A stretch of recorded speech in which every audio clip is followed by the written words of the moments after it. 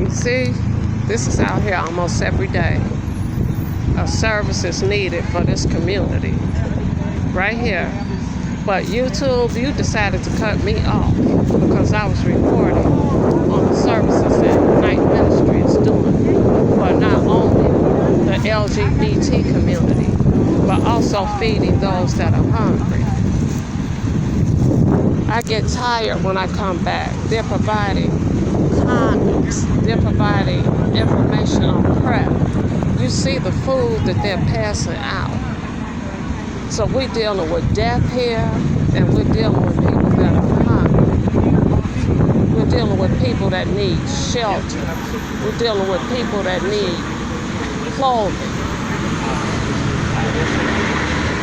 But because someone reported my account in, you closed my account. And this is an organization that comes out with volunteer work in order to save lives. Not only are they trying people that smoke, but again, they're helping the LGBTQ community. And this YouTube video should not, I'm doing a video for YouTube because I wanted them to see, and they shut my account off because there's no education around here about, I'll take this off, about PrEP, about condoms, about safe sex. It's nothing out here. I drive past and I see the work you all are doing. Are you talking about this neighborhood in general? Yeah. This is one of the highest neighborhoods in Asia. We do testing, but not every single night. I know. I'm very familiar. And I wish I knew the days I've given away, at least from that tree to that tree, of clothes. But I go to domestic women and children over on commercial because I know they have children. The women can't come out because they're scared of the men, and the kids can only stand out around the front. Gave away a whole refrigerator that still had a 2-year warranty on it, and I was trying to find an organization because I don't believe in selling anything. I believe in giving it away. An organization that would just come by and pick it up and give it to a family that needs it. So if you can give me some information where I can donate, volunteer, anything I can do. Well, I've lost over 20 But you were telling me to friends get on the AIDS. train and bring them home. More Tell me than how to get on the that. train and the bus and get them home. I'm 60 years old, so I was there when it first started, when there was nothing out there, and I'm watching them now. And I'm seeing how many people are hungry. And babies are my passion. I adopted a baby boy, crack addict.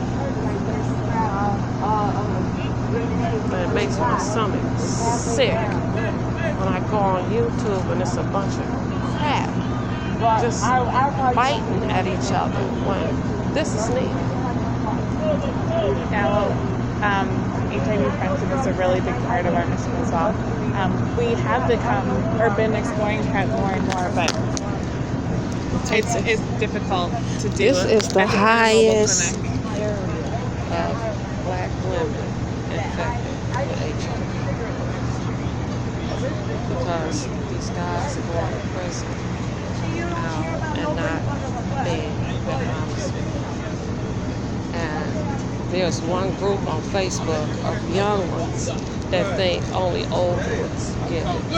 And they have little parties where they say no condoms. And I'm in there going, very, has no age, has no color, has no size. That you could be 21 and only mess around with somebody 21 and still get infected. So this is very much needed, and I want to thank you all. I've been living over here on 81st and Jeffrey since '69. Do they provide education about HIV in schools here?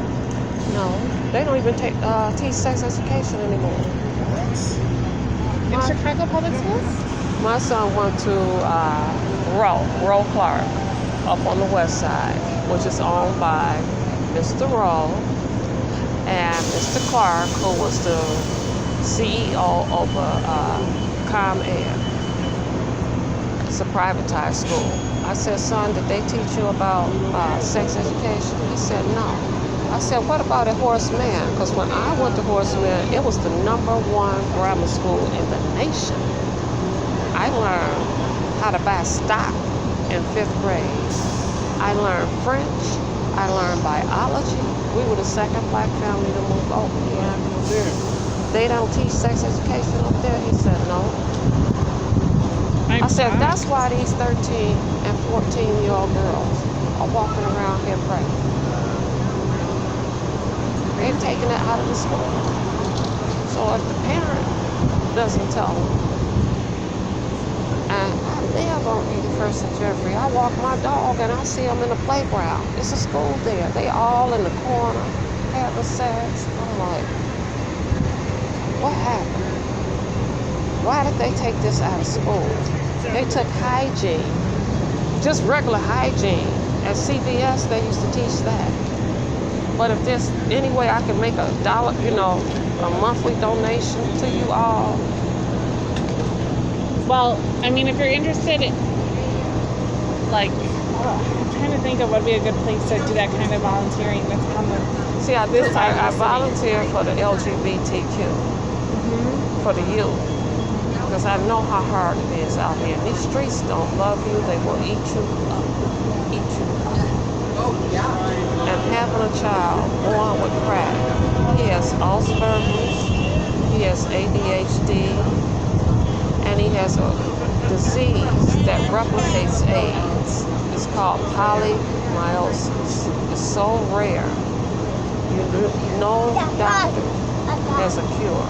They want me to take him to Johns Hopkins. It's eating up all the muscles in his arms, all the muscles in his chest, some in his lungs, some in his intestines.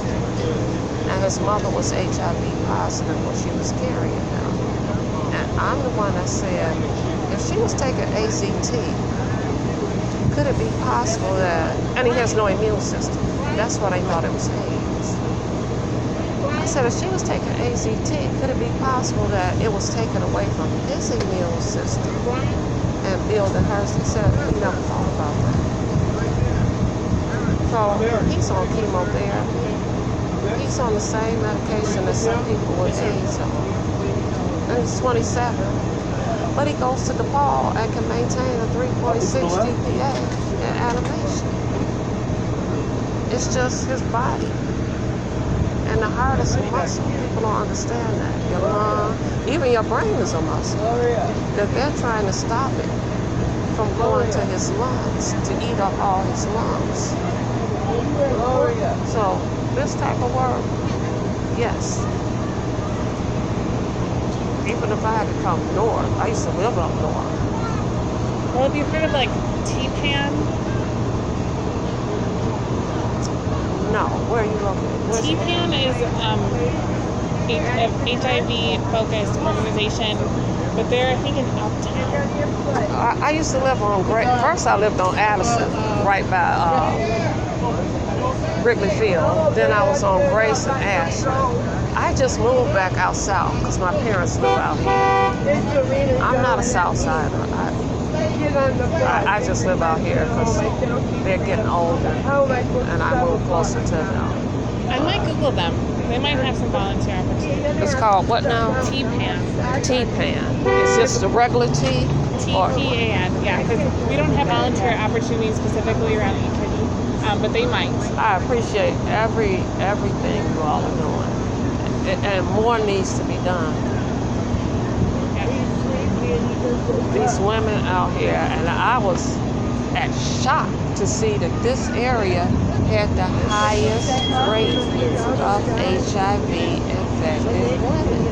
Because women go to the doctor. Men, you got to kind of duke it out with them to go. But thank you for everything. It was nice meeting you. I noticed you didn't have an item.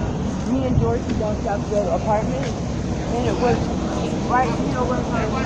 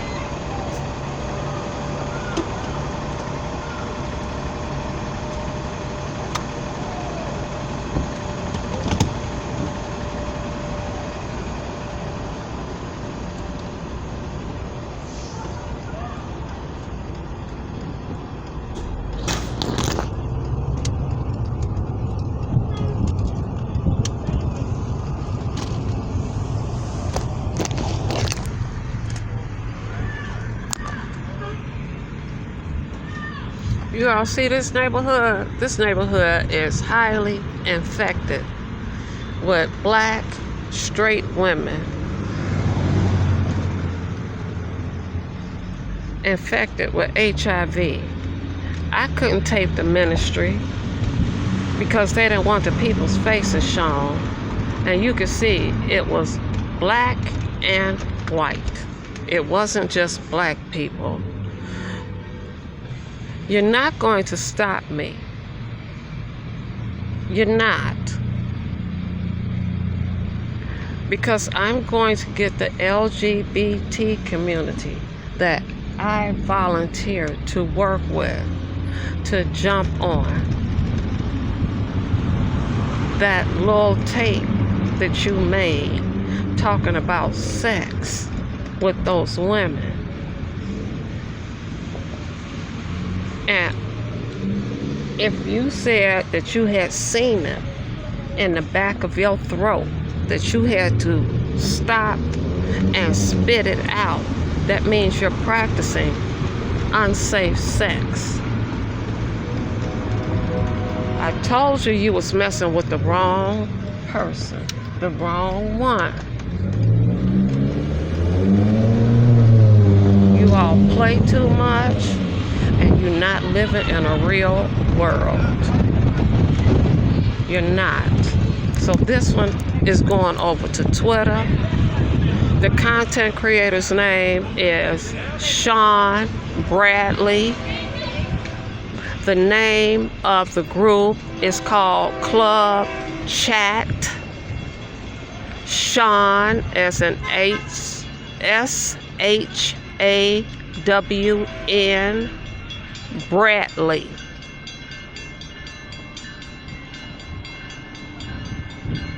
Please go to his Patreon account. YouTube, please go to his YouTube account and look at the content he is putting out. You all shut my page down. One video was dedicated to the black youth,